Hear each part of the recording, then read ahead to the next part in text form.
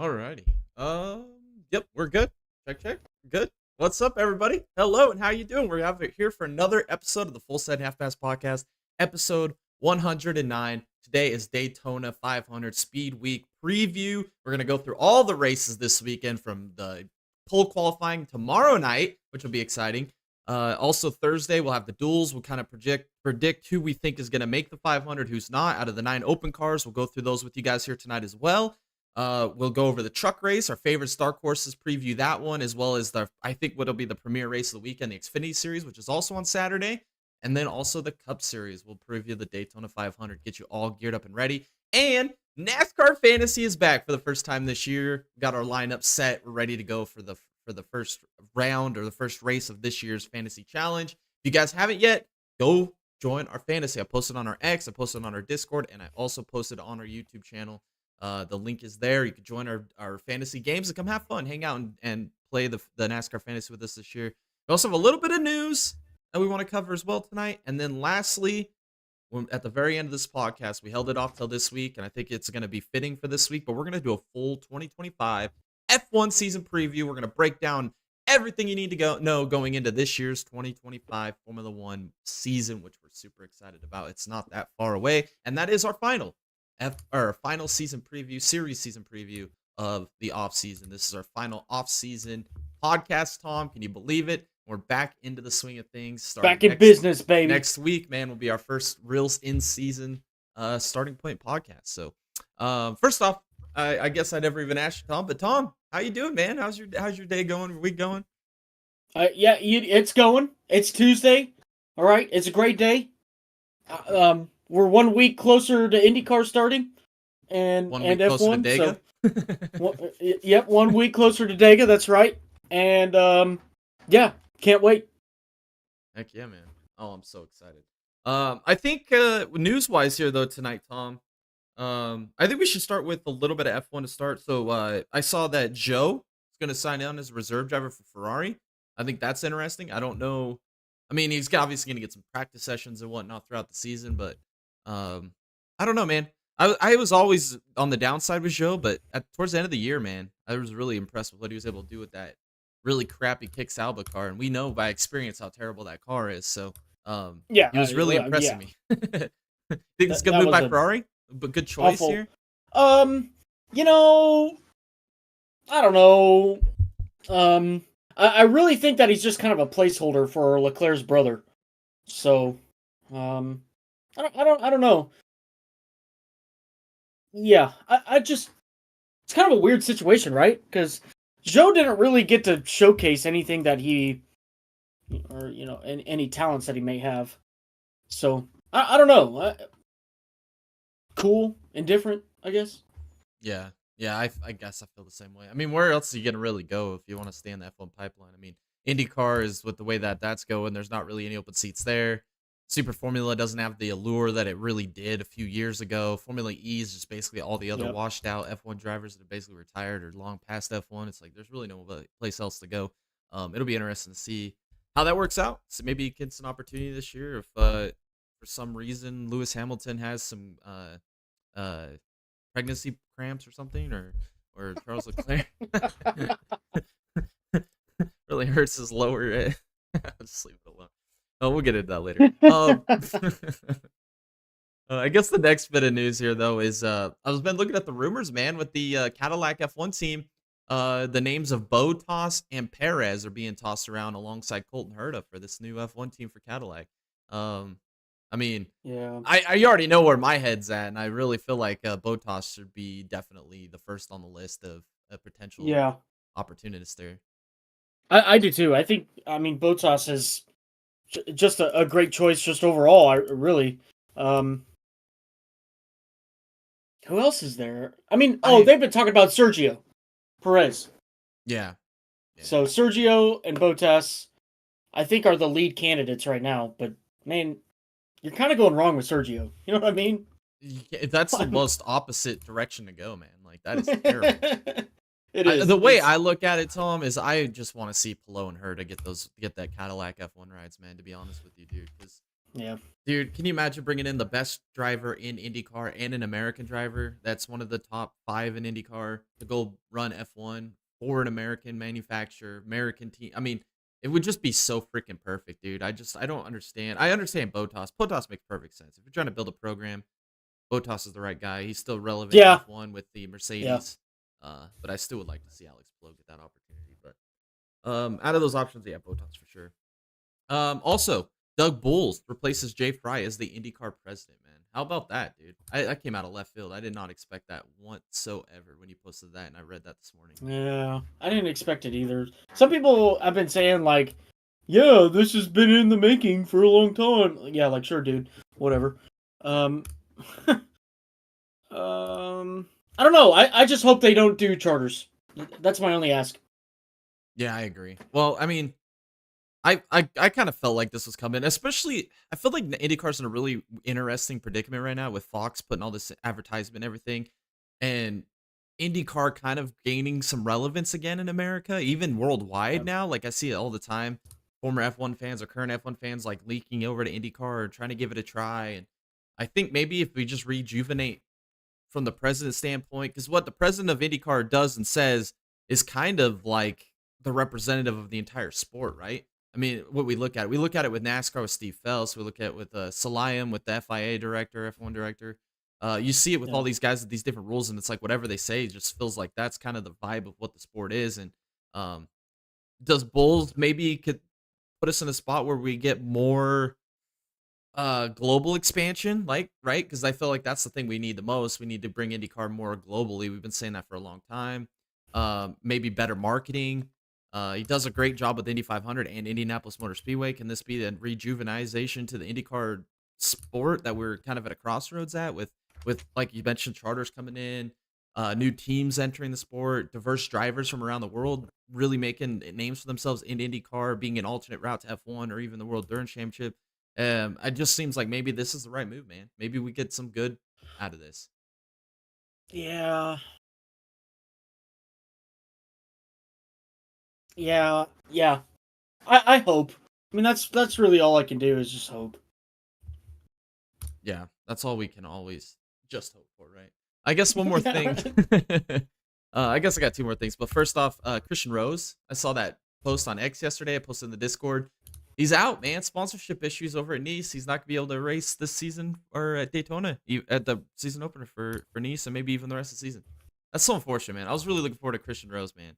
He was really impressive with me for me in watching him in ARCA last year, or last couple years actually. He was kind of one of those standout guys that you knew he didn't have good equipment, but he could always find a way to get a top 5, top 6, top 10, you know? And it Yeah. was really excited to see him with this opportunity with Nice. And we'll talk about it later with our Daytona previews. But I have big hopes for Nice this year, man. I think they got good drivers. I think they got the right people in right places. Phil Gold seems to be running the ship over there. Yeah. They've got a lot of sponsorship coming in. I mean, I feel like Nice is in an upward trajectory right now to be one of the top contenders in the Truck Series in the future. And I think this was one of their staple drivers that was going to be able to really prove himself, man. I was really excited to see how this was going to work out. Yeah. Yeah. Me too. Um. Yeah. Yeah. Just yeah. Yeah, I I mean, there's agree. really nothing else you could say, right? Jersey Bear in the chat says, "Yo, yo, what's up, Jared? Thanks for tuning in. We're gonna get into the Daytona 500 preview here in just a little bit, but I do have one more thing I want to talk about, and that was the rumors about NASCAR deciding to maybe potentially sell some stakes in NASCAR. The France family decided to sell some stakes, and then maybe even Mike or Steve Phelps was talking about even global expansion for NASCAR. I am totally for global expansion. I know there's a lot of those Alabama Bama mans out there screaming and shouting because they want to go to every little short track in the country. But I think global expansion is the way to go. I don't know if you agree with that, but I think that is the future of NASCAR, being able to hit markets. Like imagine seeing these guys race in Australia, racing in Spa, racing at Silverstone, racing, in Brazil at Interlagos. You know what I mean? Am I Yeah. on the right track here? No, you are. You are. I feel like there's so many problems at home right now. You know. Uh, yeah. You know what? It's good. It's a good thing. You need to have that expansion. Yeah.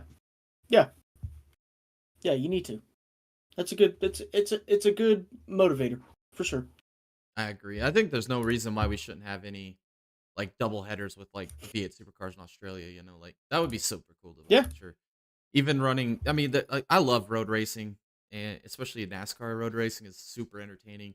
I would just love to see. I mean, if NASCAR is going to be able to sell stakes, maybe they sell to the media company that bought Formula One. Maybe they take this thing globally and become a stock car touring series that races across the world and attracts the greatest drivers in the world to come racing it. And it makes it more appealing, and then your Daytona 500 becomes a crown jewel in worldwide, or maybe even you build another crown jewel somewhere else around the world. You know, like I Yeah. I think there's a lot of things. And I think testing the waters at Le Mans was a good experiment. The Europeans Yes. loved that.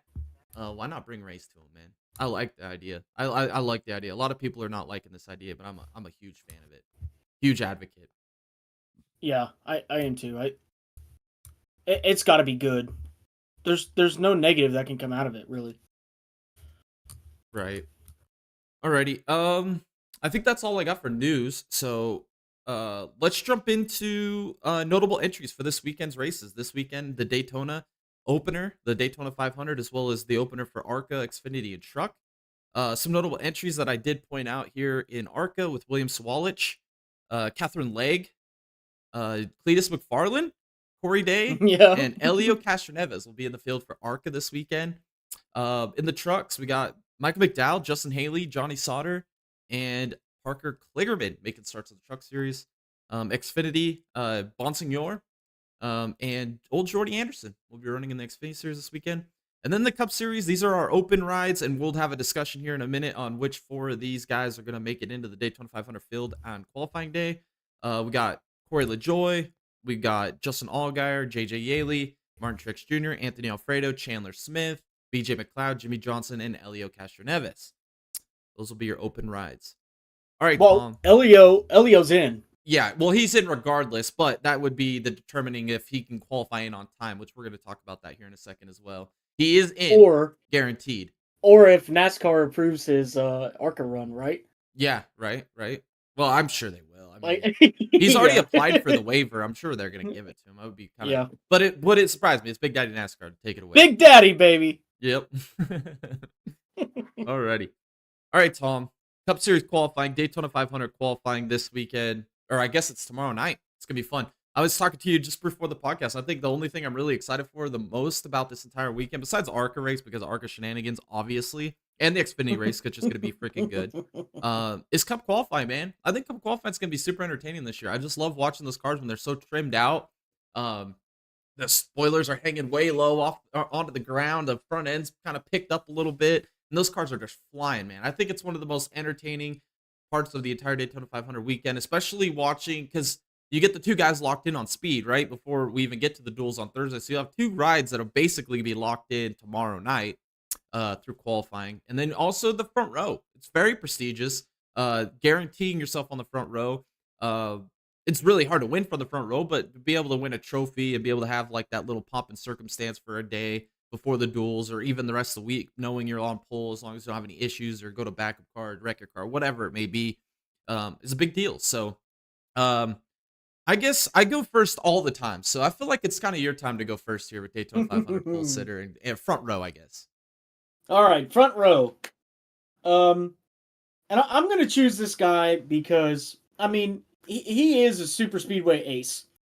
He's not necessarily like a one-trick pony, but I mean, whenever we go to a super speedway, this guy's name comes up.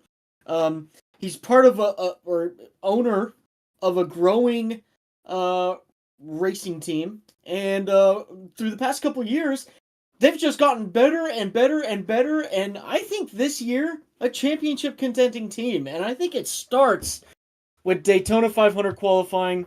I'm going to put Brad Keselowski on the front row, and honestly, I don't really see it as a surprise. I think he's just going to be fast. I think we're going to see a lot of old Keselowski this year. I really do.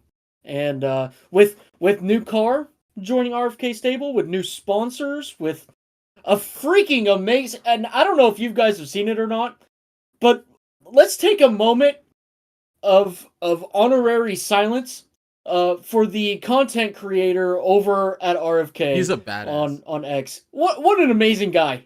I'd love to shake that man's hand. I really would.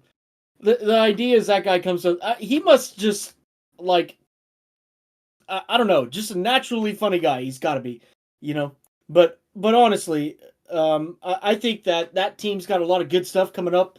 The ropes for him. I think 2025 is going to be a phenomenal year for him. And I think it starts off here at the Daytona 500 qualifying. I would not be surprised to see an RFK car up front. So that's going to be my favorite. Who I'm looking at for a dark horse, there's plenty of good dark horses here. And honestly, in the past, we've seen rookie drivers not driving for really good teams, but pretty decent teams, win the pole. The first one that just comes to mind is Danica Patrick, which may have been a publicity stunt, maybe not. I'm not here for that, but but it's happened in the past, and I think there are really two drivers that can do it really realistically, and I think one of them is Carson Hocevar. And so I'm going to go with Carson Hocevar for the dark horse, making up the front row with Keselowski. That's a good pick, man. I agree 100% with what you said with Brad Keselowski. Honestly, when I came on here and made my picks, or when I was thinking about the last couple days, I had an RFK front row with Buescher and Keselowski. I kind of went away from Keselowski and I stuck with Buescher. I think Buescher's going to be your pole sitter this year. I think the Fords are just dominant at qualifying at Daytona and Talladega recently. I mean, we saw it last year with McDowell. He qualified on the front row basically every single super speedway they went to. We saw Gilliland as well qualified the front row of many races we have last year as well. Or not Gilliland. I mean, yeah, Gilliland, excuse me. So that's kind of why I'm going to go with Gilliland. He's still a front row. He's moving over to the premier team with the 34. I'm just really confident in Gilliland this year to get a front row alongside Buescher. I think it's gonna be a Buescher Gilliland front row for the Daytona 500, all Ford. We've seen Hendrick so dominant in the past, right? Like, I mean, what Larson, Elliott, Bowman, Byron, that combination. Bowman for the most part was on the pole, or front row for like 5 or 6 years in a row. I don't think that they really have, or they don't really go for that anymore. They don't really put the speed or the effort into qualifying as much as they used to. Because they want to race good on the duels on Thursdays, and that's kind of been a factor with them not really having a lot of speed come Sunday. So I don't think Hendrick's going to be they're going to be fast. I just don't think they're going to be pole contenders this year. And then I like what you picked with Hocevar. I really agree with what you're saying. Chevy's been so good at qualifying as well. I would say maybe look at a McDowell, even as a potential outside shot at a pole too with Spire. Spire's making some big moves. Quote unquote, everybody's saying mini Hendrick or satellite Hendrick, or the, what do they call it? The AlphaTauri Rosso Racing Bulls of Hendrick is what Spire is this year. So I can see McDowell being a guy to contend for this front row as well. But if I was a pick, I'd go Buescher and Gilliland for sure. Now we got these 9 open cars. We got the exception with Elio Castroneves. He's in regardless, so we could have 4 of these guys. We could have 3 of these guys join him. We're looking at qualifying on Wednesday, and then we'll talk a little bit about the duels on Thursday, Tom. So, Wednesday, 2 guys, the 2 fast open cars are going to pretty much be locked in off of speed from their Wednesday qualifying. What 2 cars out of these open cars are you most looking at to be able to lock themselves in on qualifying day Wednesday, tomorrow night? On speed.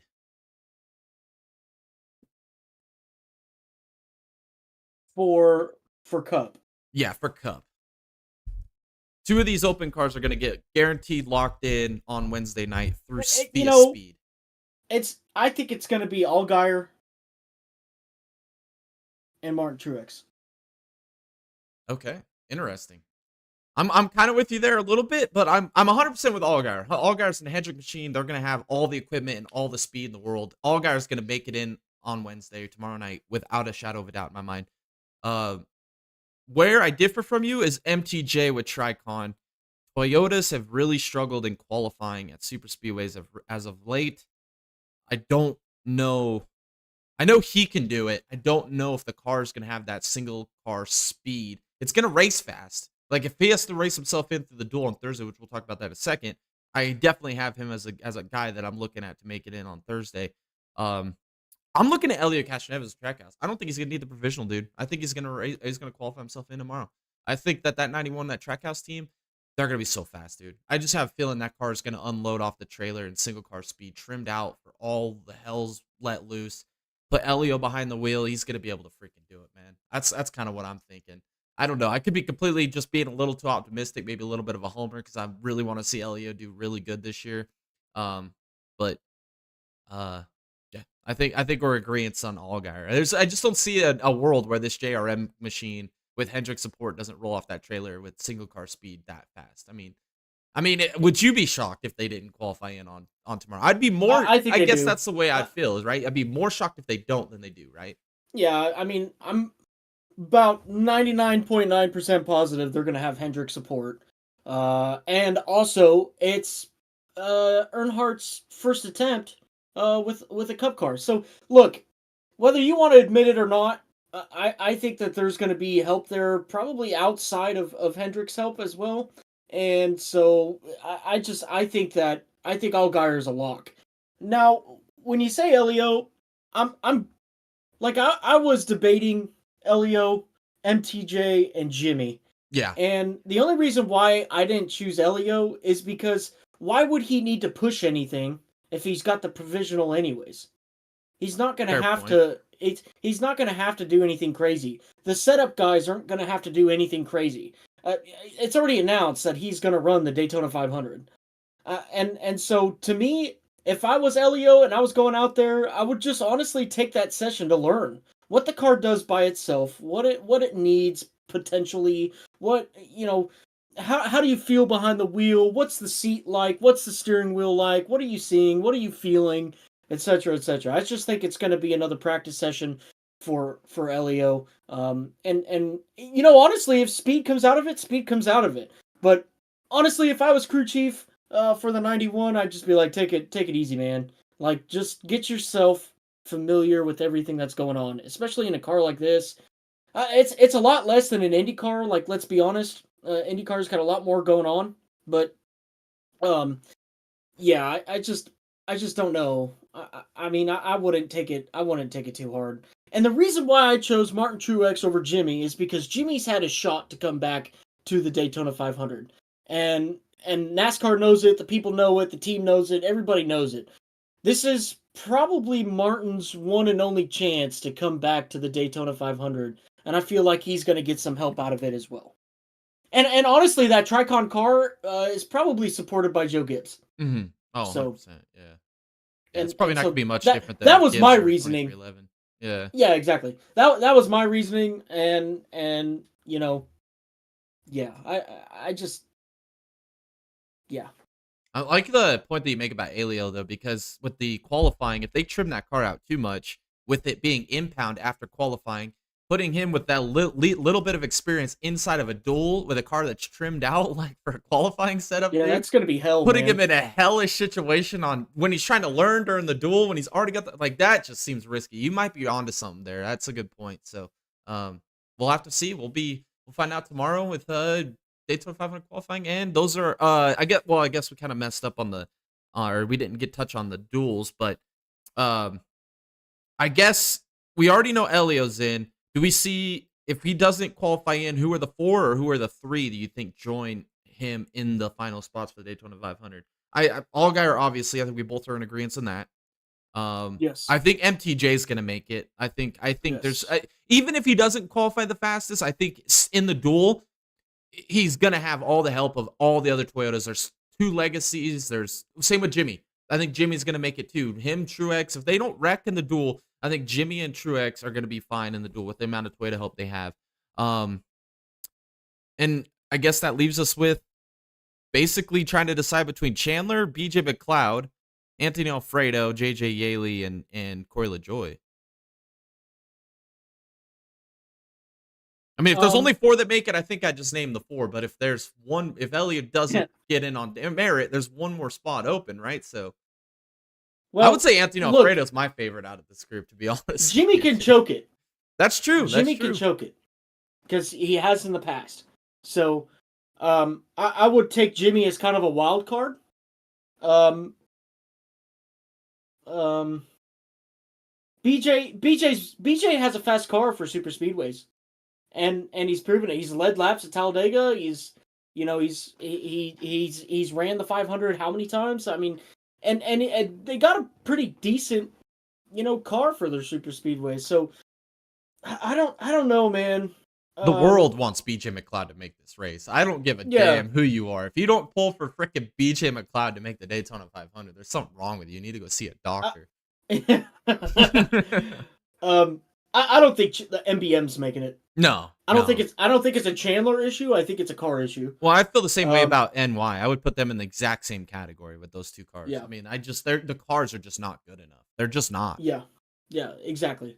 On the flip side, I don't think LaJoie's making it because I think it's a driver issue, not a car issue. Yeah, exactly. And then dear Lord. Alfredo, I don't know. RCR. I mean, it's the only really thing. I mean, he's basically a third RCR car.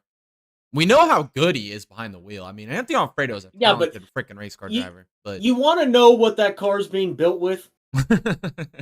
Spare parts. Yeah, that's true. It's the backup RCR car. It's the backup of backups, man. So I'm not going to expect a lot out of that car. I think what we got going on here for who's going to make the race is fairly accurate. Yeah. Yeah, I think you're right. I don't think there's really a lot of other options here. I mean, you're 100% right. There's 3 of them that are not going to make it regardless. BJ McLeod, that's a complete wildcard dark horse. Jimmy can make a mistake. Who knows? MTJ could get caught up in a wreck. I mean, it's going to be crazy, dude. Duels. These are going to be the most exciting duels we've seen in the last 12 years for Daytona. Yeah. I mean, since like the mid-2000s. I mean, we've not had this many cars try to attempt for the 500 in a long time. So this is going to be fun, man. This is going to be a good time on Wednesday. Sit back and watch and relax. Depending on how I feel, could maybe do a watch party on Thursday, Tom. I don't know. I might throw one up. I don't know. We'll figure it out. I'll let you guys know for sure if we do it or not. But it might be fun to do it. All right, Tom. We went over duels, went over qualifying for 500. We'll save the Daytona 500 picks for the end. I think it's time we get into the first race of the weekend, the official race, which would be the Truck Series race, the Fresh from Florida 200. Which I think this race is going to be an absolute SHIT show, man. It always is. Every year, dude, at the Daytona freaking truck race, dude, it is literally a meme. Just wrecks beyond wrecks. I mean, carnage, idiocracy. I mean, all the craziest lunacy that you can imagine. It always comes down to what? A final wreck on the final green flag restart. One guy flying through the air.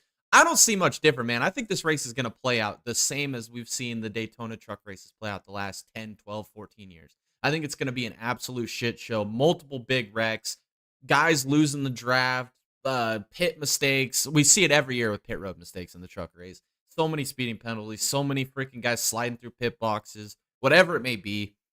I don't see much different here, man. I know the truck series field has kind of gotten a lot tighter the last 2 years, maybe even last year. You felt like it got tighter. But I think this is gonna be an interesting race, man. And when it comes down to it, who is the most experienced driver in the field? Who is the best plate racer in the field? Who has a relentless streak of being able to make the smart blocks, pick the right lanes at the right time, put himself in the right position, not make any mistakes? It's Grant Enfinger, dude. I mean, if you don't have Grant Enfinger on your lottery ticket to win this race, I don't know what you're doing.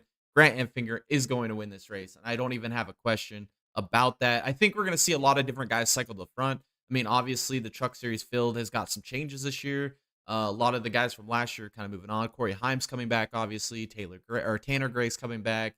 New William Swalich is in the field now. Lane Riggs is back, and he could be a heavy contender. Chandler Smith, obviously, going to be racing the Truck Series with them as well. There's some heavy hitters, for sure. But when it comes to experience and talent, Grant Finger's my guy, man. Dark Horse, I'm going with Caden Honeycutt. Huge fan of Nice Motorsports. I'm really excited to see what this team can do this year. I feel like all the pieces are in place. Christian Rose thing kind of fell apart. Hopefully something comes together with that, or maybe they bring in another driver that can kind of bring some experience to that team. They got Matt Mills in there as well, which showed a lot of strength towards the end of last year. I think Caden Honeycutt, I think we mentioned in our NASCAR season preview, Kane Honeycutt is a dark horse to win the stamp championship this year. I think he is going to make the playoffs. I think he's going to win races. Him and Phil Gould is a magical combination. Why not kick off the season? How many times have we seen guys get their first career win at the season opener in Daytona, lock themselves in the playoffs, and then go on a magic run, man? I think that this could be a race that Caden Honeycutt could capitalize, and he could do it, man. He could take this team to victory lane, get his first truck win, and really set Nice off on a good trajectory for the rest of the year. Yeah, great points. But for my favorite, I'm gonna go with the same guy I went all with last year. I'm calling it. He's making the Final Four. This year is his damn year. He's going to win the championship. It's going to beat Grant Enfinger. For everything that Jay just said, I'm going to follow him all year long. I'm going to be that guy. I'm not going to share the love with Grant. Well, I am. I'm not going to share the love with any of the other drivers. So I'm just going to choose Grant. But for my dark horse now, I agree with a lot that Jay said.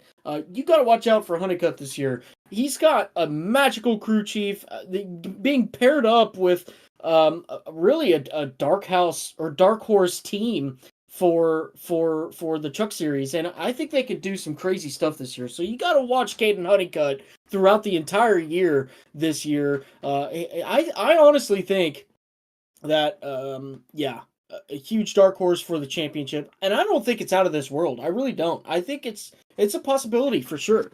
But for my dark horse, I'm gonna go back to my kid root here, and I'm gonna go with Frankie Muniz, just because.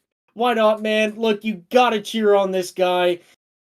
It's really hard to not cheer him on. He's such a staple in probably most of our childhoods, and for him to come out here and do this kind of stuff, be really passionate about it too. He's not like your normal driver that might come out here with lots of money and all this other stuff. He's making stuff happen.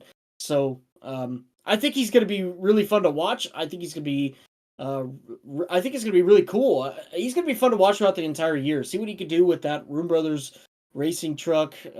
Obviously, bad equipment in the past, but anything can be changed. So I really do think that the Room Brothers are trying something to try and get this team into something, make it into something. But we'll see. I think Frankie Muniz is a great driver.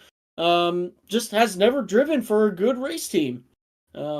Including this year. No hate on RVR, but I mean, they don't have the best trucks, but I think Frankie could try and make the best out of it.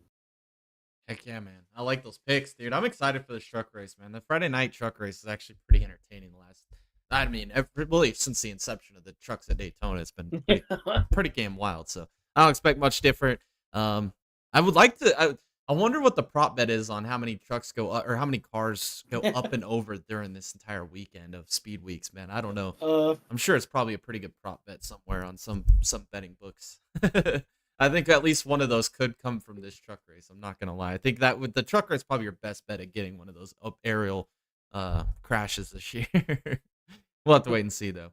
On Saturday, the ARCA series, the ride, the Dente 200. This is going to be an interesting race, dude. I can't remember, honestly, a time where ARCA was the spotlight primetime series on Big Fox, dude, or on a big TV network. It's always been buried on FS2 or FS1 or the Speed Channel back in the day. It's on primetime Fox this year, man, on Saturday afternoon. This is big for the ARCA series. It's very highly anticipated, especially with Elio Castroneves in the field, like I mentioned. And a lot of changes in ARCA this year. Championship favorites have kind of rotated. Tad had Moffitt's going to be a guy competing for the title this year.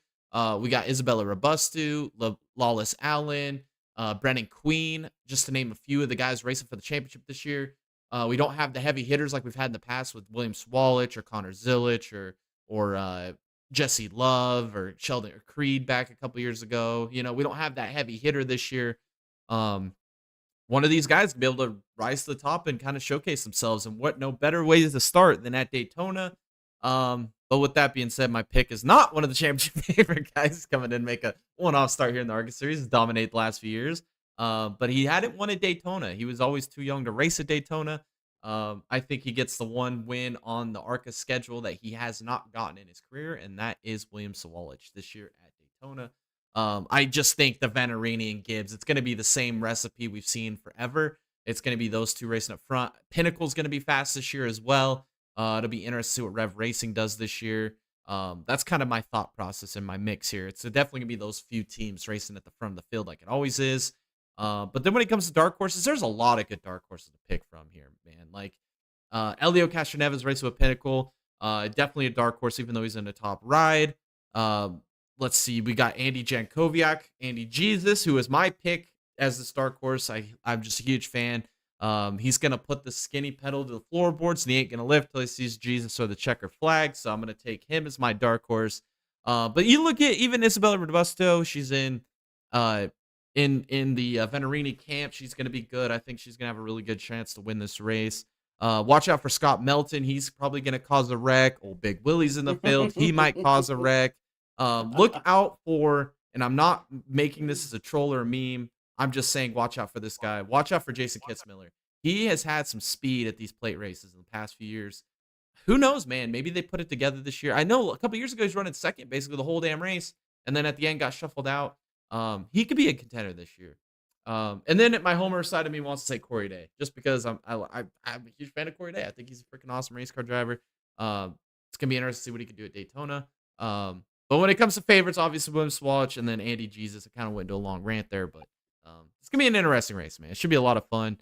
I just see a lot of wrecks, dude. Looking at this entry list, man, there is a lot going on here. I didn't even show any love to old LeVar Scott with Rev Racing. He's gonna be really good this year too. So, yeah, Jake Finch is back in the field. We know what happened last year when he got beat by his teammate Gustine. That was fun and entertainment. Lawless Allen, Venerini, he's going to be a contender. I mean, there's a lot of interesting names here to pick from, Tom. That's all I'm saying. This is going to be an interesting race. ARCA on Big Fox on a Saturday afternoon, and we're going to see ARCA breaks. It's going to happen. It always does. Yeah, for sure. All right, for my favorite, I'm going to go with the pizza connoisseur, Brayton Laster. He's actually had he's very active on his social media accounts. He's got some, cool stuff going on there if you follow him or not. But I just think that, he's going to have some speed. And it's just, I don't know, just somebody to look out for. And I think his time's coming. I think he can absolutely do it. And, yeah, I would just watch him. Not really any other reason than just that. And then for my dark horse, I was kind of bouncing this around. Jay brought it up.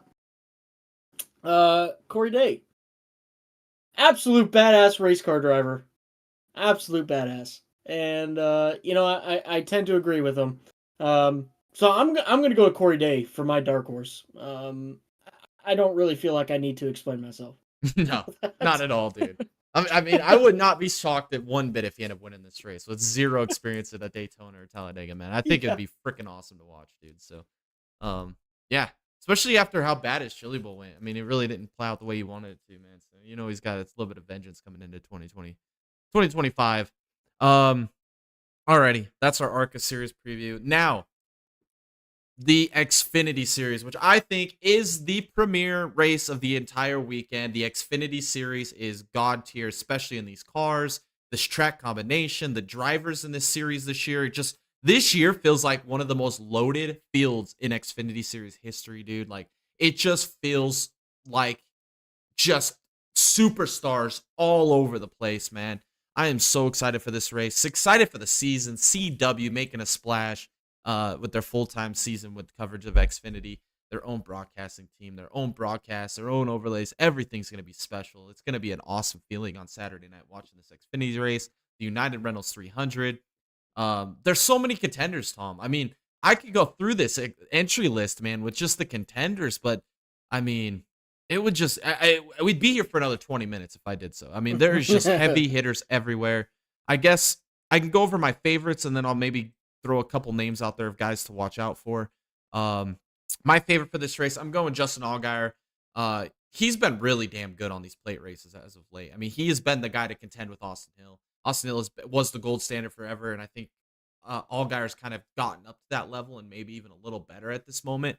Coming off the championship, He's going to be locked in the Daytona 500. He's going to be going in this Xfinity race with so much confidence and momentum going into that 500 that this race is just going to amp it up even more for him. So I'm going to take Justin Allgaier to win. My dark horse, I'm going with Anthony Alfredo, man. I'm going with Anthony Alfredo. He's going to be in that number 42 machine for Young's Motorsports. I just think Anthony Alfredo is a super talented race car driver, and he's fun to watch, man.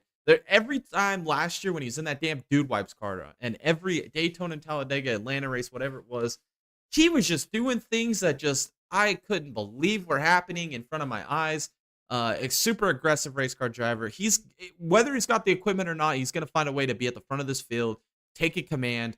He's a guy to definitely watch. That's my dark horse pick in this race. He's gonna be one of those records or checkers type guys this weekend, and that's gonna be exciting to watch for everybody who's watching at home.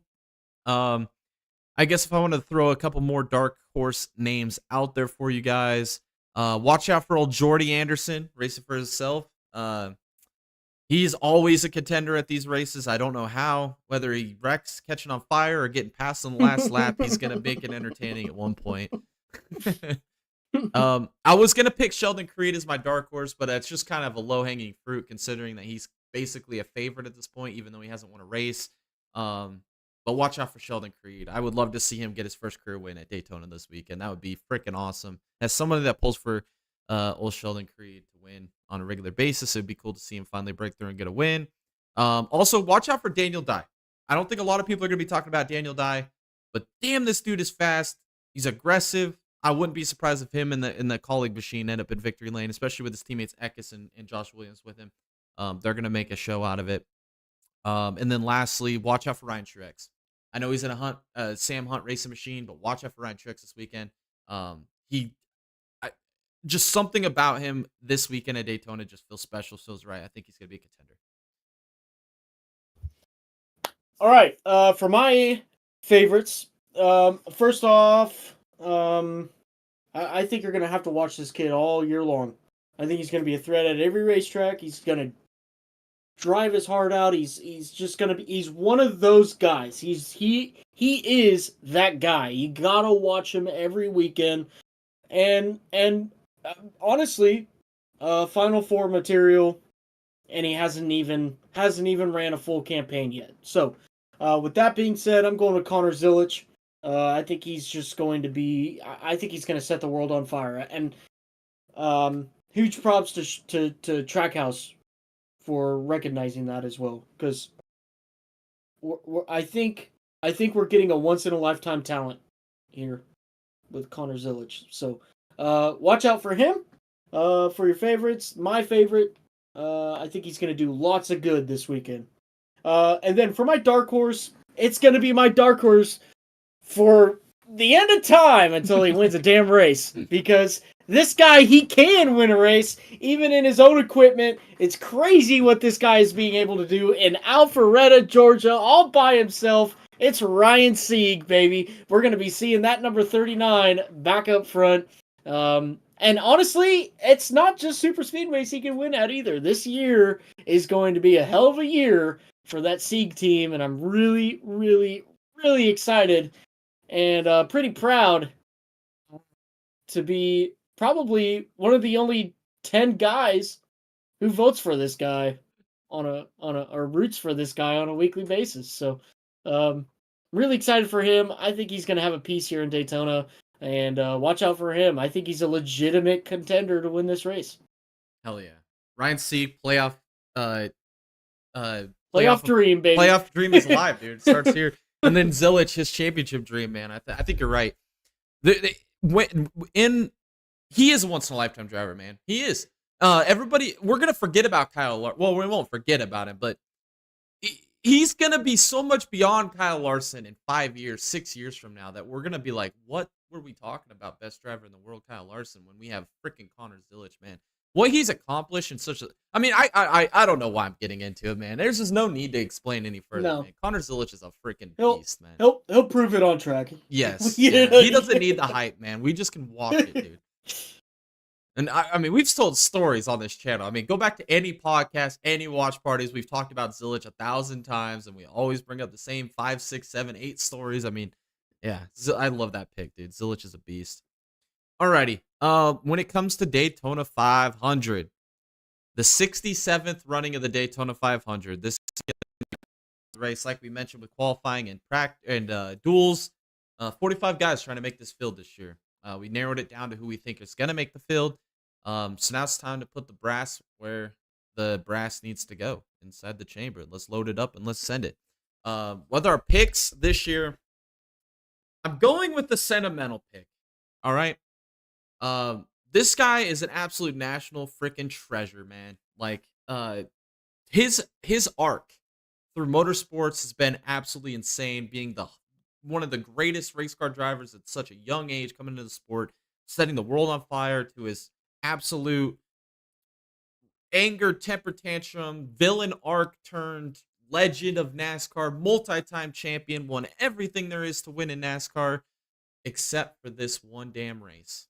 And now becoming this fan favorite. We love this guy because he is a national treasure. He's what NASCAR has needed for so long, and he delivered on a weekly basis, kept it entertaining. And the last man to win this race on their 20th attempt was a legend of the sport, Dale Earnhardt. Kyle Busch is currently chasing that man on the all-time win list. That's what his goal is before he retires. And he is in his 20th attempt. A lot of people are going to say it's his 21st this year, but it's false because he missed 2015. So, Kyle Busch is going to win this damn race this year. And we're going to find out 100% if NASCAR is scripted if this happens. And that's kind of why I am picking him to win this race. I feel like the storyline's there. It's built. This is all he has to win left, Tom. I mean, he's done everything you could possibly do in NASCAR. I mean, the most wins of any driver of all time in all the series combined.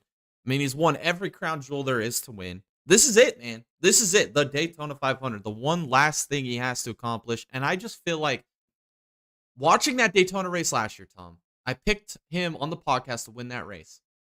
And it seemed like he had a freaking guardian angel, golden horse. I don't know what it was. But everything that happened around him, with all the wrecks that he avoided, being able to put himself in the right position at the right time to get the right pushes, to get to the lead, all the craziness that happened around Kyle Busch, it felt like it was just meant to be, and he didn't win the race by one position. I feel like there's something to be said about that, and it's coming back around this year for Kyle freaking Busch. KFB, Kyle effing Busch. Kyle Douche is a Bush bag is going to be in Victory Lane on Sunday night. I'm here for it. Let's go KFB. Let's go Kyle Busch. I don't even care. That's who I'm pulling for. I want to see it happen so bad. That being said, though, watch out for Ryan Blaney. I think he's going to win the race. I don't want to say anything because I don't want to jinx it. I just think Blaney is the man to beat this year, but I'm just going to pick Kyle Busch for the sentimental value here. My dark horse, and I predicted him to qualify on the front row. I think that he's going to be extremely fast. I know he's got the talent. I've picked him. I've said for the last 2 years this guy's going to win a freaking race, and he just hasn't won one yet, man. He just hasn't. Now he is the freaking head enchilada, the top man on the top of the totem pole. He is the beans in that burrito.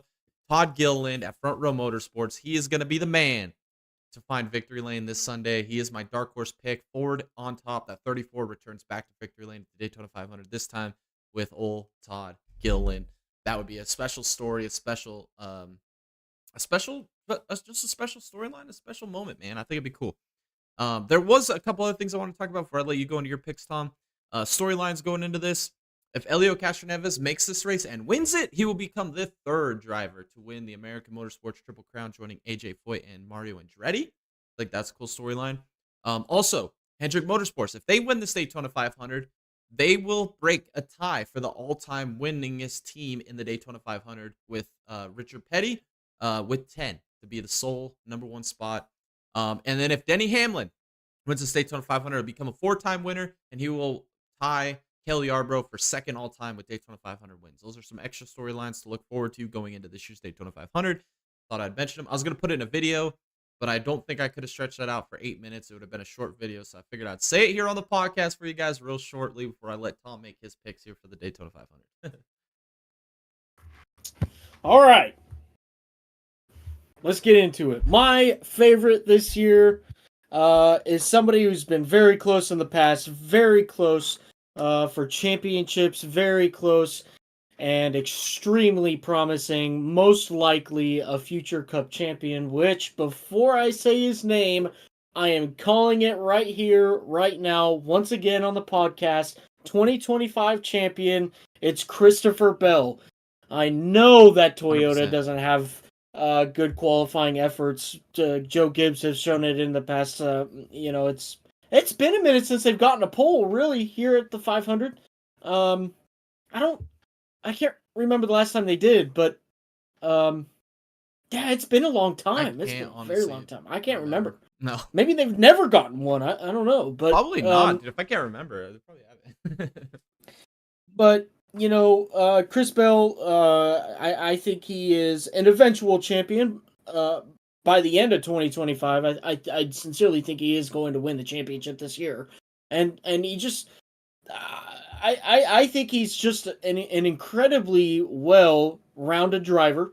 When it comes to dirt, when it comes to short tracks, super speedways, intermediates. I mean, you gotta be careful of this guy and the package that he's got underneath him with his crew chief and everything that's going on with Joe Gibbs. I just think he's uh, an absolute threat to the championship. You got to be looking at him early. Chris Bell's can started off very strong this year with a win at the Daytona 500. I think he's one of the contenders. If it's not going to be RFK, I think it's going to be Bell. So watch out for him. I sincerely think he is going to go on an absolute tear this year.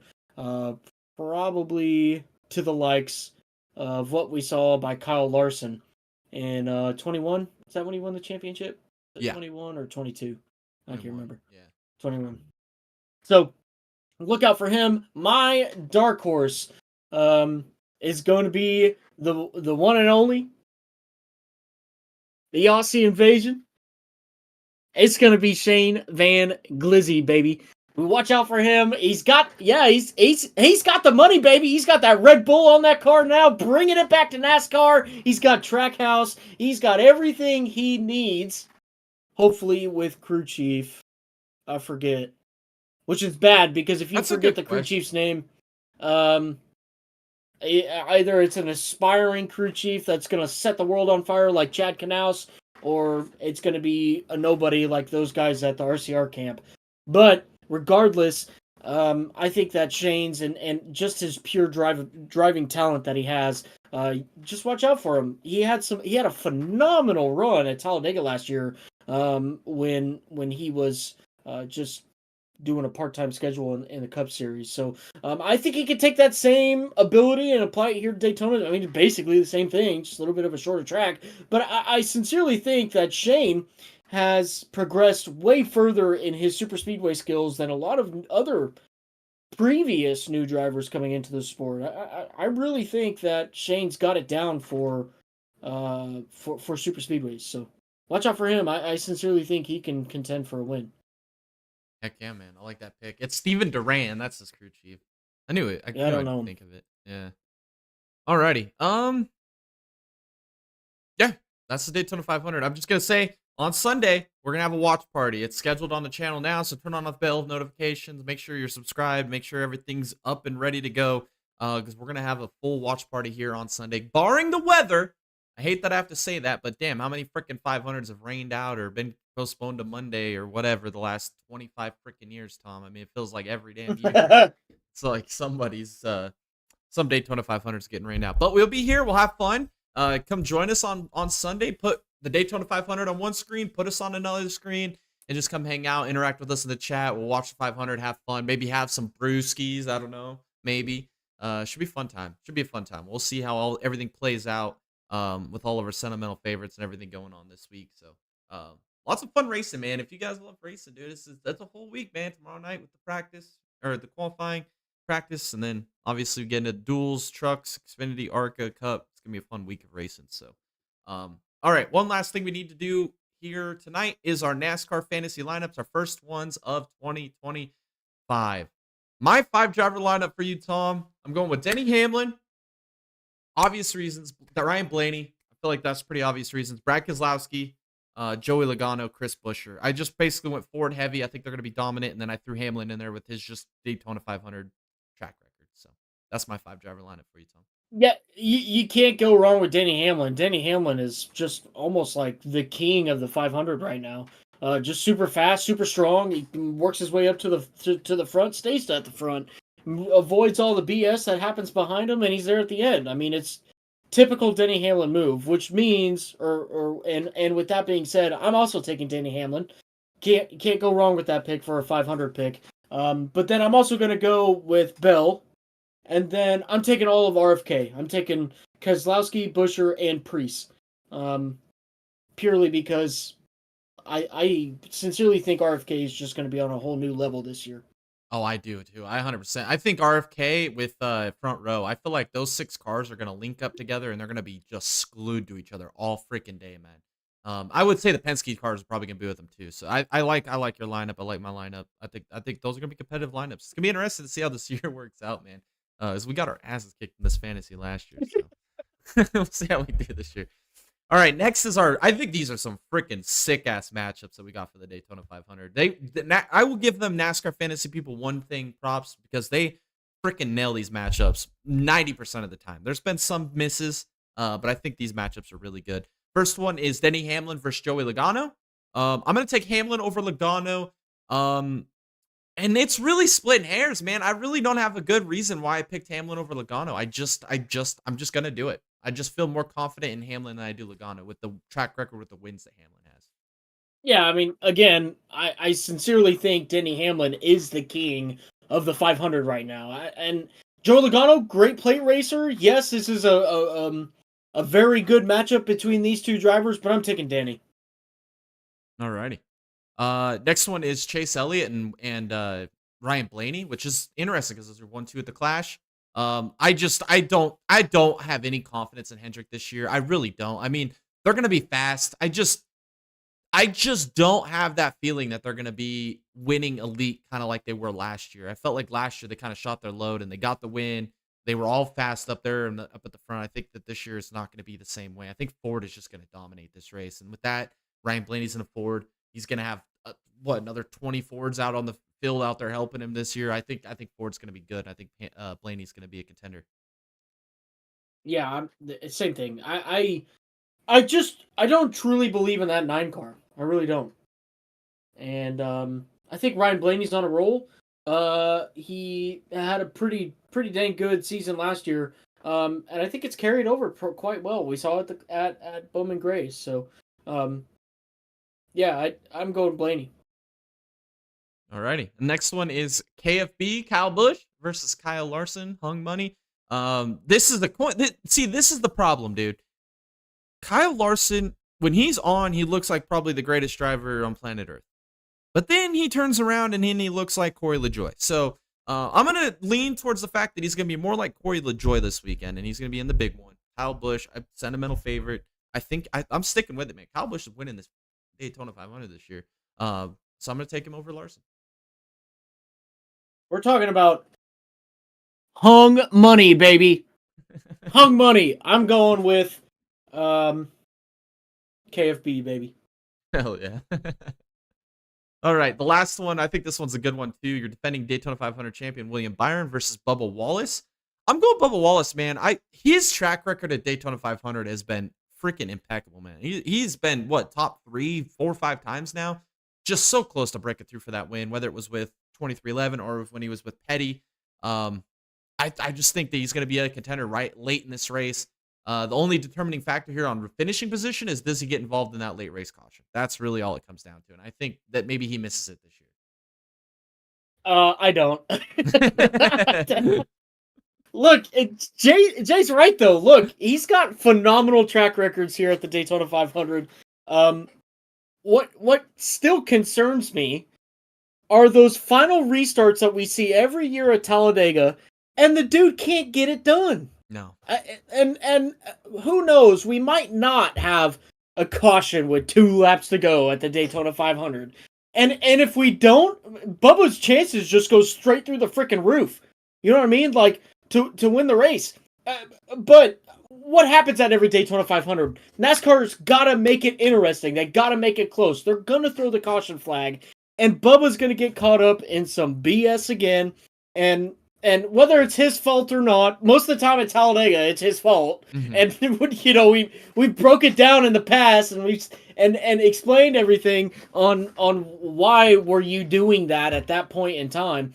But I just think that he's probably going to have to be put in a lot more situations like that, because maybe the dude learns off of muscle memory or something like that, and just doesn't, you know, he's got to feel that impact of hitting a car with 60 G's and throwing his freaking brain through his eyeballs just to figure out that, you know, hey, I can't win a race like this. I don't know, but I just don't think that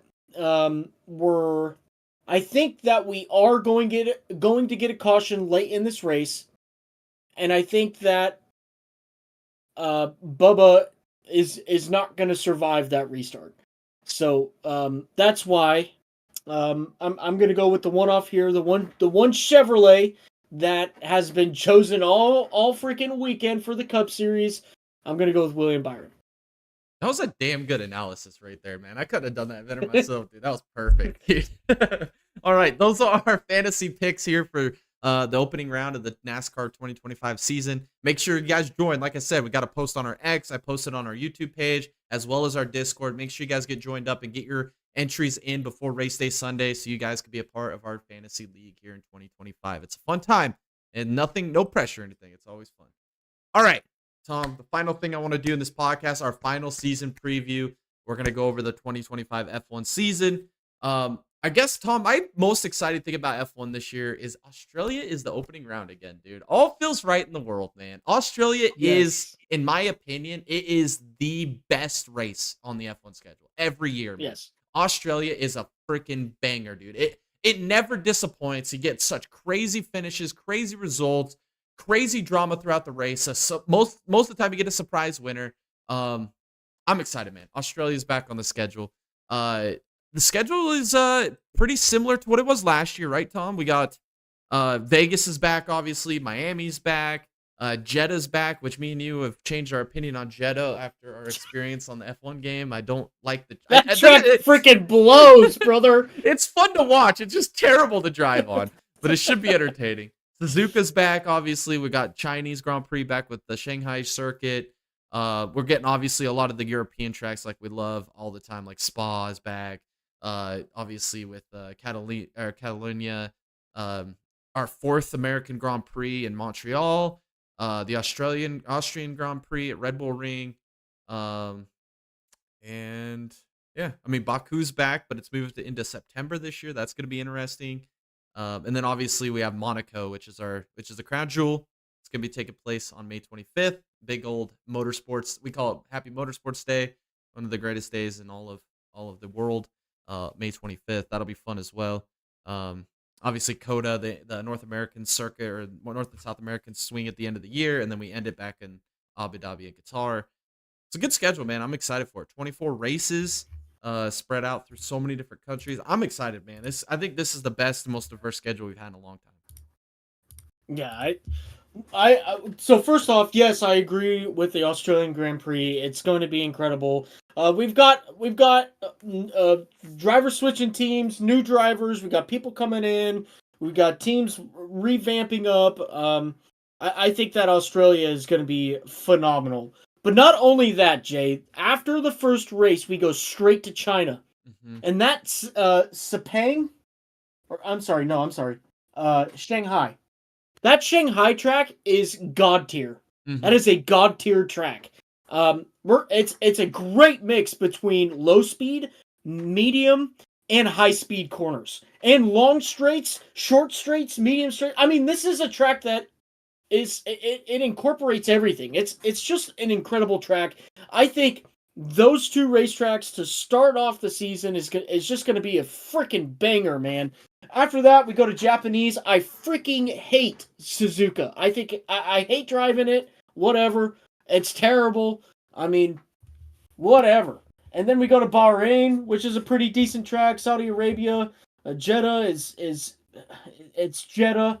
Then we go to Miami, which is okay. We go to Imola, which is a pretty okay race. Monaco, crown jewel.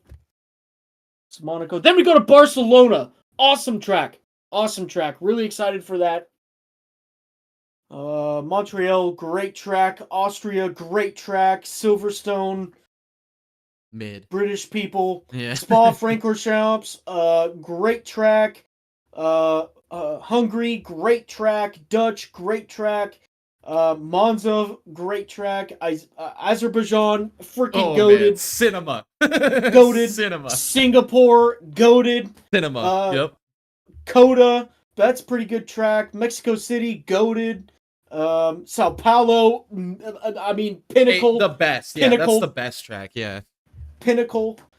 Vegas, great. Qatar is pretty okay, and then Abu Dhabi, which is a great track too. So, look, I honestly think, I mean, this is a pretty good schedule. They're doing some good stuff here. I'm really excited for the first two rounds. First two rounds, I think, are going to be freaking awesome. I can't even express how freaking excited I am for this. I mean, it's just, I am so excited. I'm so ready. And, yeah. I agree. And I think that those first two rounds are going to be a real good indicator of what these teams did in development during the offseason. Because like you said, with Chinese Grand Prix, that is like the most, like you mentioned, with the long straights, the fast corners, the tight corners, the long straightaways. I mean, basically everything you want in a circuit, it's in one go at the Chinese Grand Prix. So when we get to Australia, maybe working out the little bit of kinks, we're going to have a little bit of drama, some cool racing. But then we get to China, then we're going to find out where these teams' development is gone. Yeah. And then obviously as they develop throughout the year, when we get into the summer months, like post Monaco, right? It feels like when the off season's basically to Monaco, and then we get past Monaco, we get that summer stretch. That's the next set of development. And then once you get into that next swing, which is when we get to like Singapore beyond, or even get to the US Grand Prix, that final stretch of season, that's your final set of development. That's when we see Ferrari usually come alive. Do we see that again, man? It seems like there's two things that are consistent in the world. The sun rises in the east, the sun sets in the west, and Ferrari doesn't develop their car till the end of the year. Yeah, right. Yeah, I don't know. I think there's a lot of variables in here. Ferrari, I mean, look, I bet you could put money on it because it's what they do every year. They come out pretty strong. Their mid-season is just god-awful, and then at the end of the year, they're strong again. So, we could probably expect Ferrari to do pretty good at Australia and China. But then after that, we've got some pretty technical tracks coming up. Maybe it's something to do with Italian genetics and feeling overwhelmed. I don't know. Maybe. We'll see. We got Lewis Hamilton in there now. I sincerely think that with a Charles Leclerc and a Lewis Hamilton lineup, we're going to see one of two things. We're going to see great chemistry, and we're going to be seeing those two wanting to help each other out and wanting to extract the best performance, or we're going to see another Lewis Hamilton, Nico Rosberg rivalry start up here in 2025 and beyond. So I think that Australia is going to be a big point of competition for Ferrari and really China as well. And then to speak further, where did Lewis Hamilton come from? Mercedes. Mercedes now has George Russell and Kimi Antonelli. And I think Kimi Antonelli is a hell of a driver. I really do. And I think that Kimi Antonelli has the opportunity to win a race before George Russell. And with everything that George has been talking about on social media, that Mercedes car is an absolute rocket, which could, just be blowing smoke up everybody. But honestly, I kind of tend to believe it. Mercedes was turning up last year at the end of the year and doing some really good stuff with that car, but also at the helm of Lewis Hamilton. They've got a new driver now, and they're expecting George Russell to be the team lead. I don't think George Russell is the team lead. So we'll see. I do think we're going to see some good performances out of Mercedes this year. I do think that Mercedes is going to win a couple races this year. And I'm just going to throw this out here. Baku. I think Mercedes is going to win Baku. Just because of how the car is set up and what their ideology is every year. Really. Long wheelbase, skinny car, go fast. which could also help at Shanghai. But again, Shanghai has a bunch of slow corners, stuff like that as well, which really is a detriment to the Mercedes car. So we'll see. Other teams, McLaren, we got Lando Norris and Piastri coming back. It's gonna be the Norris show. It's gonna be the Norris choke master. Even if he gets pulled, don't expect it after turn one. It's gonna be one of those deals again.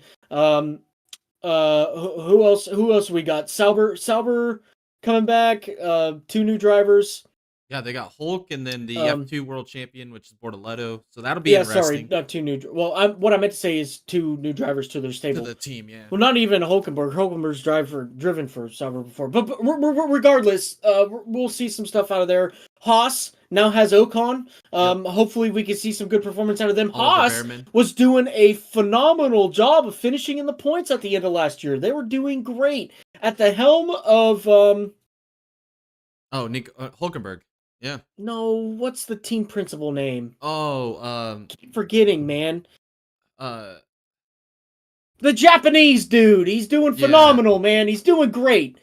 I keep wanting to say Ogata, but that's the freaking team owner in the truck series, man. That's how corrupt my brain is right now. I was thinking Otta, but that's the dude that raced with Polo in the Rolex. My head's all messed up too, man. But yeah, so I think Haas is going to do a pretty crazy, phenomenal stuff this year. I really do. I think Haas is poised to do some great stuff. Who else? Alpine. I have no freaking clue what Alpine's going to do. No idea. No freaking clue. And I'm not even going to touch on it because I was so disappointed in 2024. Well, and we don't even know how long Jack Doohan's going to even be behind the wheel of that car. 5 races. They've a 5-race contract. So I feel like Alpine's going to be in absolute shambles and in shackles the whole season, man. I feel like they're going to have no footing. Yeah.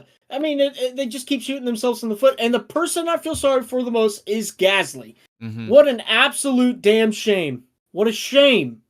What a shame. Got one of the best drivers in the field, and you're literally take your dog and make him crap on a freaking plate, put 4 tires on it, and that's Alpine right now. I mean, it's just terrible. It's just terrible. So I think there's a lot to look forward to. I'm the most I'm excited for is Haas, though. I'm really excited for Haas. Yes, I'm extremely excited for Haas. That's kind of going to be a team I'm pull for. I really like pulling for Esteban Ocon. I like Pierre Gasly too, so I would like to see Alpine do good, but I mean, I just feel like when you don't even have a secure driver lineup for the year going into the year, that just seems like a bad look. I guess my question for you, Tom, I'm going to count Jack Doohan off this list because we don't know how long he's going to stick around, but we got all these rookies coming in. We got your F2 champion, Gabriel Bortoletto. We got your F2 runner-up last year, Isaac Hadjar, racing for V-Carb, buy one, get one free Racing Bulls team. And then we got Liam Lawson, obviously, moving in with Oracle. We got Oliver Behrman running for Haas, and then obviously Kimi Antonelli with Mercedes. Obviously, he's going to have the heads up because he's going to have the better equipment, it feels like, going into 2025. But based upon their equipment, who do you think is going to live up to the potential the best out of those 5 guys, I guess? Kimi Antonelli. Kimi Antonelli. Yep. Yeah, see, I'm still on the fence about Kimi Antonelli, man. I want to believe, I want to buy in, but there was so many races in F2 and F3 that I watched him compete, and then I was just like, there's just a little more there. I just don't, I don't know if maybe it's lack of experience. Maybe it was lack of, maybe he was just too young at the time, didn't have the maturity yet. There's just a lot of runs that I felt like he definitely let escape him, and it wasn't super impressive. And I kind of feel the same way about Isaac Hadjar. Yes, he had some great runs last year, kind of shocked the world with the F2 run that he had, finished second in the championship standings. I don't know how I feel about him either.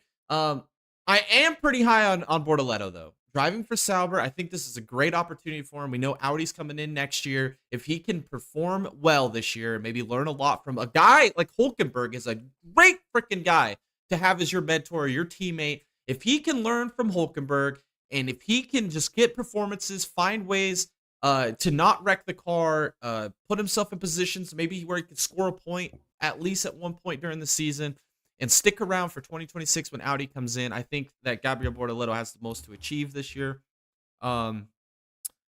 Oliver Behrman with Haas. I think we both said pretty much everything we can about Haas. I think he's going to have a lot of learning room to go with Haas, trying to figure out how to make speed and how to keep that car front. And then Liam Lawson, right? Jumping in with Max Verstappen. Big shoes to fill. Um, we both believe it should have been Yuki's ride. Didn't happen. We still like Liam Lawson. It's gonna be interesting. I mean, what are your expectations for Liam Lawson in Red Bull this year? With I how think that seat's Liam going? Lawson is a Lando Norris Jr. You do? Okay. I do. Okay. I really do. I don't think there's anything special about the guy. I think he's a placeholder. I don't know why they didn't put Yuki Tsunoda in there. And I think it's an absolute sham. I really do. I think I'm not really taking credit away from his driving skills. I mean, obviously he can drive, but I don't think that. I think he's a Lando Norris Jr. I really do. I really do. I don't have a lot for him. Now, one thing I did want to say, though, on the Kimi Antonelli deal, Kimi Antonelli, when he ran his first practice runs in F1 with Mercedes, it was at Monza, he was running faster times than George Russell and Lewis Hamilton, and then he crashed. But if you go and look back at who literally did the same thing as he did on a race weekend on their opening drive, Michael Schumacher, Kimi Häkkinen, Max Verstappen. There's another driver too. I think it was David Coulthard. They all did it, and they're all greats of the sport. Legends. Yeah. And he did the exact same thing they did. And honestly, before even knowing that, when I heard that he was running faster lap times than Lewis Hamilton and George Russell, I was like, man. It's kind of crazy because George Russell won how many races? 3 races last year? Lewis won 3 races. I think Mercedes found their Max Verstappen. Might be a little crazy, a little rough on the edges, but you know what? That's what's good for F1. Alrighty. I like that. I guess with that being said, we'll get the Drivers' Championship later, but I kind of want to go over Constructors' Championship for 2025. We know Red Bull's kind of owned it.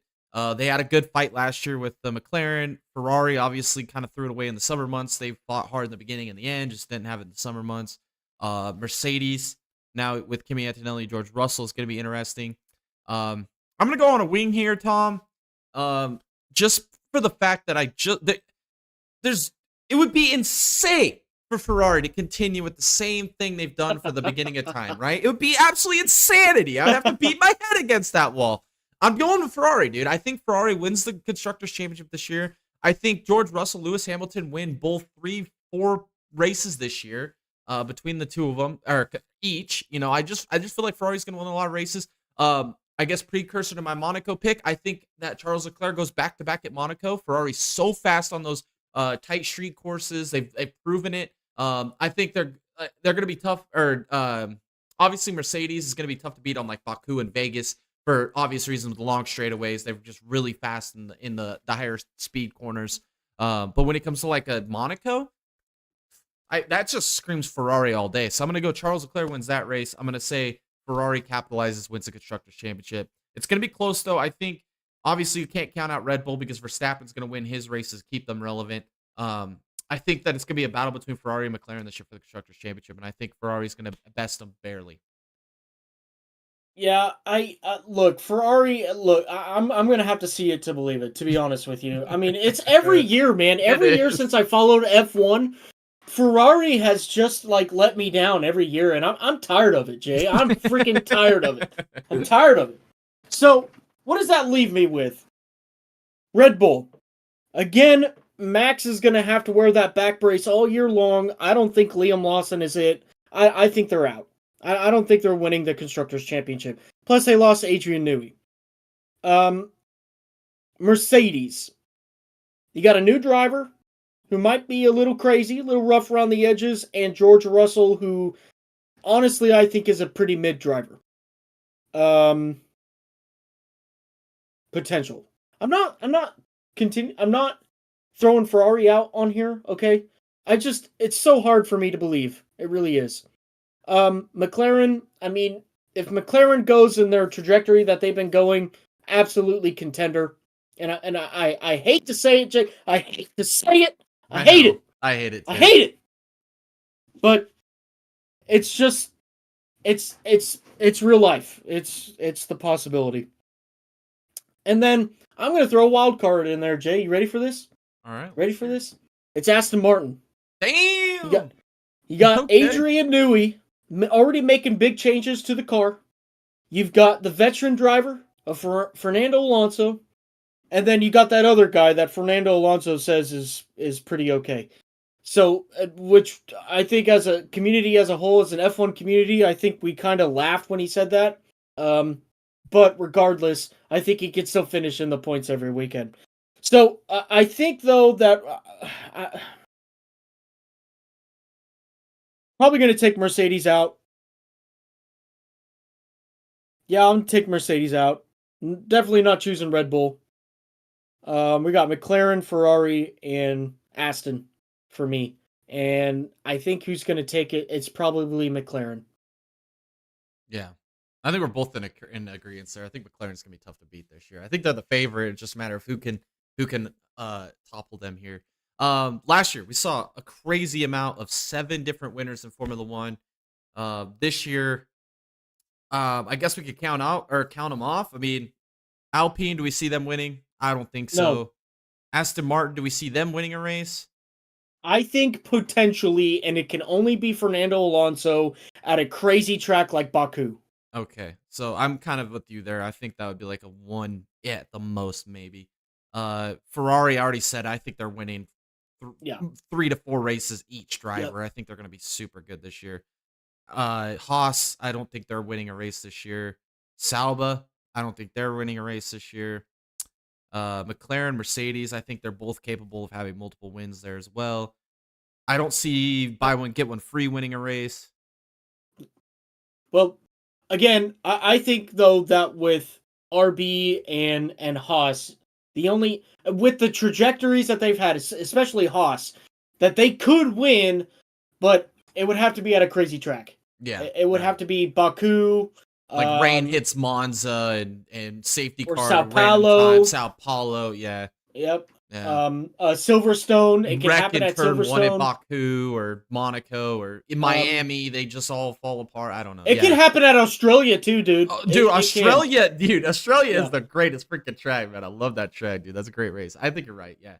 But if we were gonna say, let's just take out the idea that there's random wins, random tracks, guys that we could see winning on a consistent basis.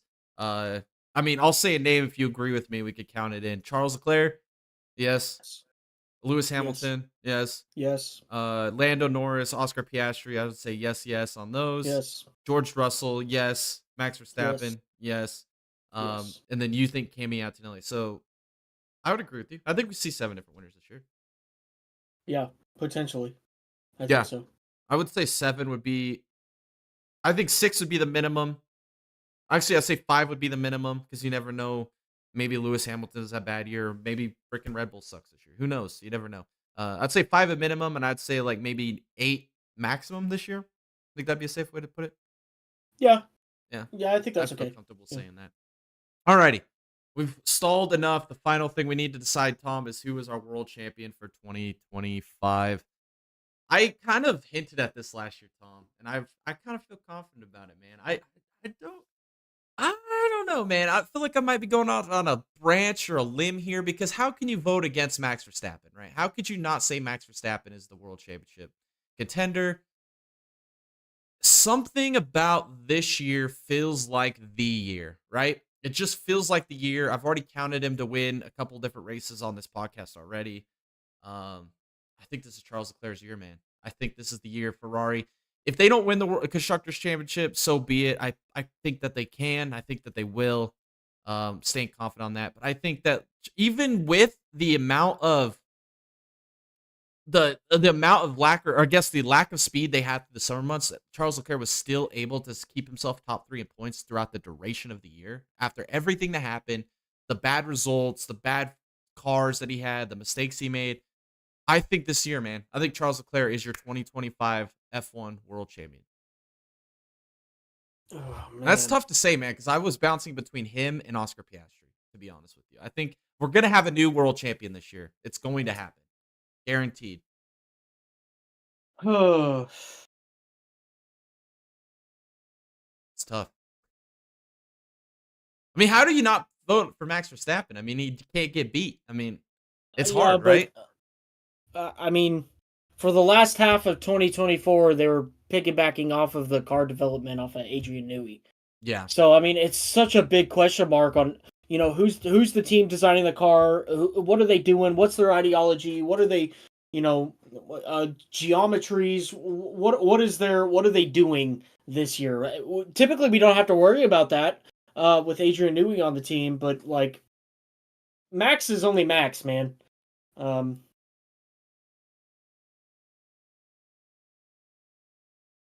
Charles Leclerc is a great choice. One of the McLaren drivers, I think, is a great choice too. I don't think George is going to do it. No. I don't think Kimmy's going to do it either. I mean, that'd be a freaking insane feat, but Yeah. I don't think he's going to do it. It'd be wild. Dude.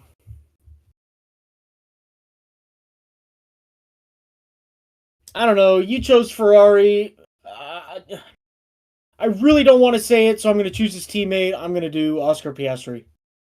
Honestly, that's who I had in my mind to originally start that. But I mean, it makes the most sense. It makes the most sense.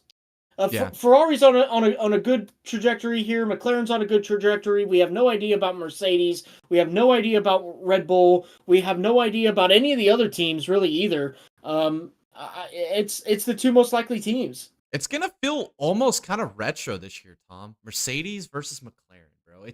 I feel like that's what it's gonna be. It's gonna feel like we're living in like the freaking 90s, bro. Like it's gonna feel like that, dude. This whole year, it's gonna be crazy, man. Ferrari versus McLaren, man. I just feel like that's what this year's gonna be. It's gonna be crazy. It's gonna be nuts. And I think there's gonna be a lot of hurt feelings. I think there's gonna be a lot of drama, a lot of turn one incidents, and that's why I don't think Lando Norris is gonna be able to do it. And that's why I was thinking Piastri and Leclerc.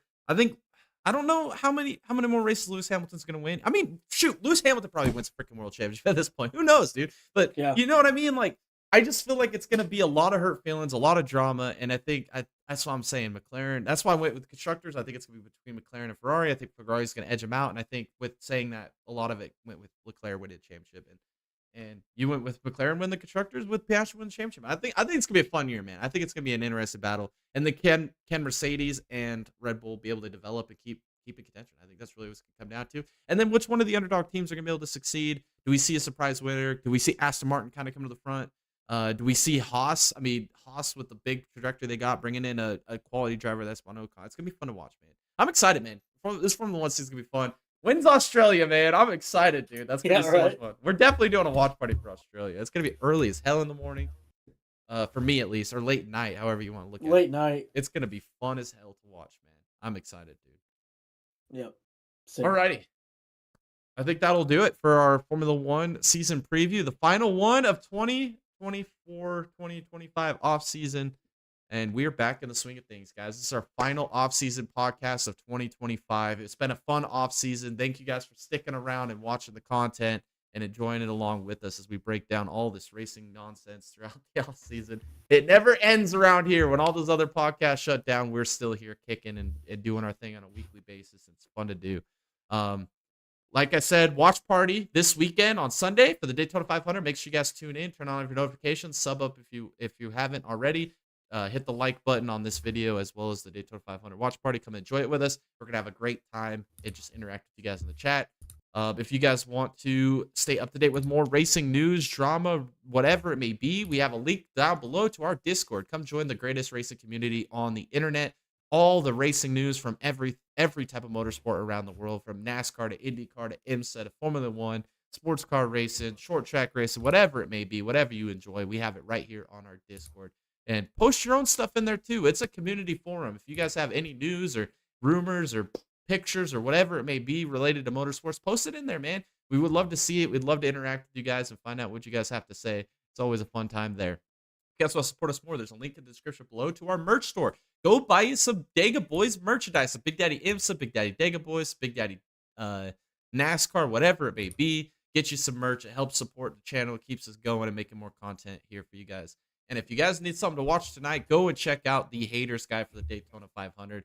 I break down pretty much all of the things you want to know about all these drivers competing in this year's Daytona 500. It's a good watch.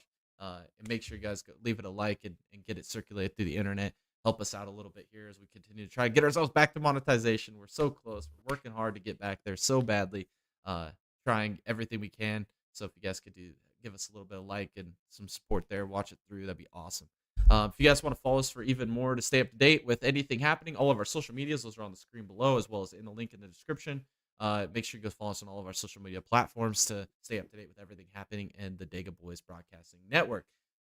With that being said, it's been another fun podcast. Episode 109 is a wrap. The Daytona 500s this weekend. We're going to have a fun time with you guys watching in the watch party. And I can't believe it's here, Tom. The racing season is officially in full tilt again. We're closer, like you said at the beginning of the podcast. I like how you said it. We're 1 week closer to IndyCar. We're 1 week closer to Talladega as we're getting back into the swing of things. All right. Thank you guys for watching. And we'll catch y'all in the next one. Enjoy the rest of your week.